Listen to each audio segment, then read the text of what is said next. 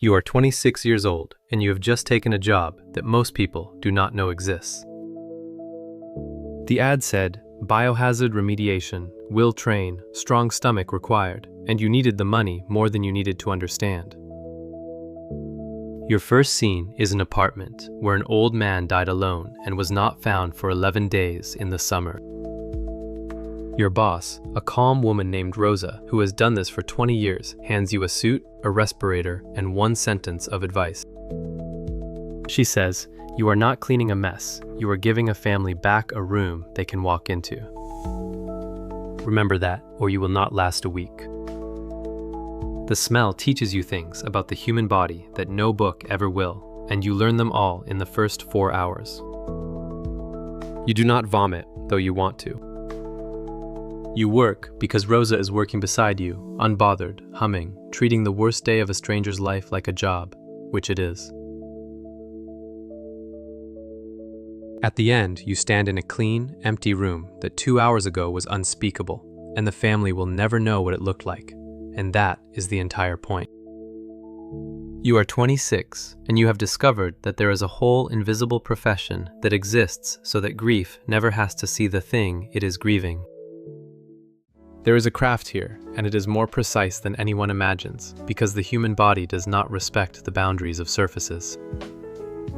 Blood goes through hardwood into the subfloor. It travels along joists.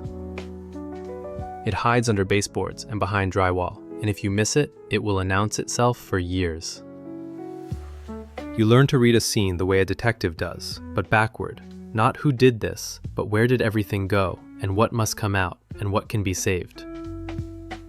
You learn which enzymes break down which fluids, how long a room must be treated, how to tell contaminated material that must be destroyed from a photograph that must be preserved. Rosa teaches you the second rule, which is harder than the first. You must be invisible. You arrive in an unmarked van. You never wear anything that says what you do. The neighbors must never know. A family should be able to sell that house someday, and a whole street should be able to forget, and your invisibility is part of the mercy you are selling. You are 27, and you are good with your hands, and good with chemistry, and good, it turns out, at being the person who was never there. The work is disgusting, and the work is holy, and you have stopped being able to tell those two things apart, and Rosa says that is exactly correct. Most people could not do a single day of this. You have found, to your own surprise, that you can do it every day, and that you are proud of it, and that you can never fully explain the pride to anyone you love. You learn that scenes have categories, and each one asks something different of you, and some ask for your whole heart. The lonely deaths, the old men found in summer, are the routine of the trade, sad but clean in their way, a life that simply ran out and waited to be found. The accidents are worse because they are sudden, because there is a coffee cup still full on the counter and a show still paused on the television, a life cut mid-sentence. The homicides bring the police first, and you cannot touch anything until they are done, and then you inherit a room that violence has signed its name across, and you erase the signature. And then there are the ones you learn to steady yourself for on the drive over, the ones where a person decided to leave, often in a home where the family is standing in the driveway, waiting for you to make it possible to go back inside. You are 28, and you have knelt in the private aftermath of every kind of ending a human life can have, and each one has taught you something you did not want to know and cannot give back. You have a rule of your own now, one Rosa did not teach you. You do not look at the photographs on the walls until the work is done, because the person in the photographs is who the room was, and you cannot know them and clean them at the same time. At the end, when the room is whole again, you let yourself look once, and you say a small private thing to the face on the wall, and then you carry your equipment out to the unmarked van, and you are, again, no one. You are the last person to tend to a stranger with total care, and the family will never know your name, and that is the shape of the whole job, and you have made your peace with it, mostly. The part no one warns you about is not the scenes. It is the families who are almost always there, in the next room, in the driveway, on the phone, in the worst hour of their lives. You are not only cleaning. You are the professional standing in the doorway of someone's catastrophe, and how you carry yourself in that doorway matters more than any enzyme. You learn to speak softly, to explain only what they ask, to never let your face show what your eyes have seen in their loved one's room, because your face becomes their memory of this day. A mother asks you if her son suffered, and you are not a doctor, and you cannot answer, and you have learned exactly how to hold that question with both hands and give it back to her gently without a lie or a wound. You are 29, and you have become, without any training for it, a kind of grief worker, the one who is present at the moment when a family must decide whether the house is still theirs or must be sold. You find small mercies where you can. You recover the wedding ring. You save the last grocery list in the handwriting they will want. You put the photographs back exactly where they were. None of that is in the job description. All of it is the job. Rosa taught you the chemistry. The doorways you learned yourself, one shattered family at a time. You carry their thank yous out to the van along with the biohazard, and you cannot tell anyone at dinner what your Tuesday held, because there are no words that would not simply transfer the weight from you to them. You are the person who was never there, holding the questions no one else could hold, and you go home and you are very quiet, and the people who love you learn not to ask. It does not hit you all at once. It accumulates the way blood accumulates in a subfloor, quietly along the joists, until one day it announces itself. You start smelling scenes that are not there. You start noticing in every ordinary room you enter where the fluids would go, how you would treat it, which surfaces would have to come out. You cannot watch a certain kind of movie anymore, not because it frightens you, but because it is wrong. Because they got the details wrong, and the details are sacred to you now. You are 30, and you sleep badly, and you drink a little too much, and you have a folder in your head, like a soldier's, of the scenes that will not leave, and the worst ones are always the children's rooms, and there have been children's rooms. This is the thing the trade takes as payment, and it takes it from everyone, and Rosa, calm Rosa, humming Rosa, tells you one night over a beer that she has not slept a full night in 15 years, and that she would do it all again. You understand her completely, because you would too, and neither of you can fully explain why to a single person outside the van, and that is its own kind of loneliness, the loneliness of the necessary and invisible job. You are 30 years old, and you are carrying the private endings of 100 strangers, and no one is carrying yours, because you have become so good at being the one who was never there that you have half disappeared, even to yourself. The pride is still real. The mercy is still real. And so is the cost, and the cost has a subfloor, and yours is getting full. You realize, one bad night, that you have spent 4 years giving families back rooms they can walk into, and that no one has done that for the room inside you. Quick fact, subscribing to this channel leaves no stain, requires no unmarked van, and never has to be hidden from the neighbors. It asks nothing of your stomach, and nothing of your sleep.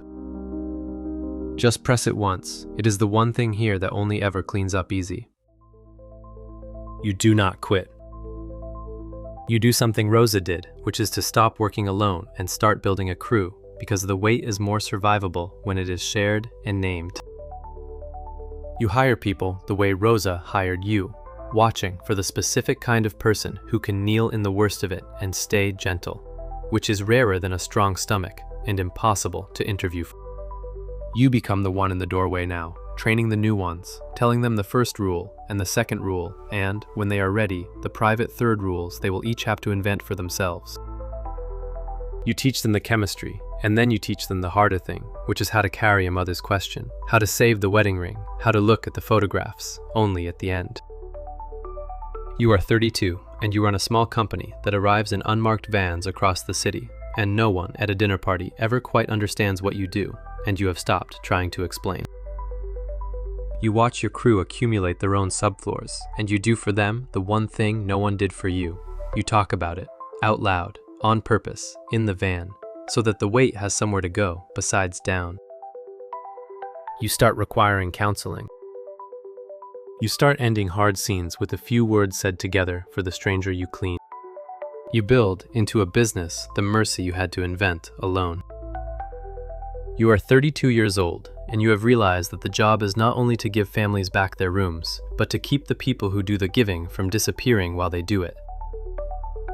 Rosa retires the year you understand this, and on her last day, she does not cry. She just looks at your crew, at the vans, at the small, careful culture of care you built, and she says, "You lasted." Most don't. And it is the highest praise you will ever receive.